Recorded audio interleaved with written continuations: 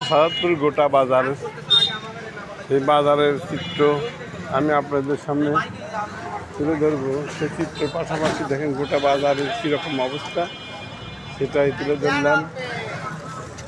এবং বাজারের চিত্র দেখতে মনে হবে সাদাতপুর বাজার কত বড় বাজার, হাঁটতে হাঁটতে পুরাবে না, অনেকক্ষণ অনেক সময় লাগবে এই বাজারের চিত্র তুলতে। সেই সাদাতপুর বাজার কিন্তু প্রসিদ্ধ বাজার।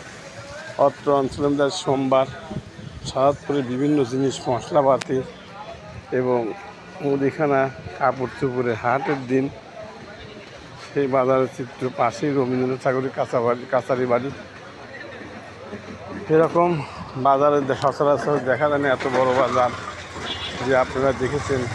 সাদাতপুরের নাম শুনেছেন, সিরাজগঞ্জ ডিস্ট্রিক্টের সাদাতপুর উপজেলার যে বাজার প্রসিদ্ধ বাজার তা বলার অবকাশ রাখে না। সেই বাজারের চিত্র এটা হচ্ছে রবীন্দ্রনাথ ঠাকুরের কুঠিবাড়ি, যার নামে রবীন্দ্র বিশ্ববিদ্যালয় স্থাপিত হয়েছে।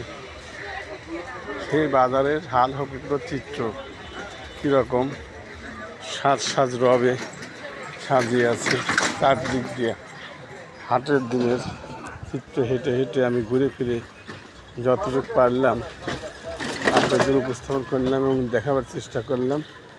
কেমন লাগলো তা কমেন্ট করে জানাবেন।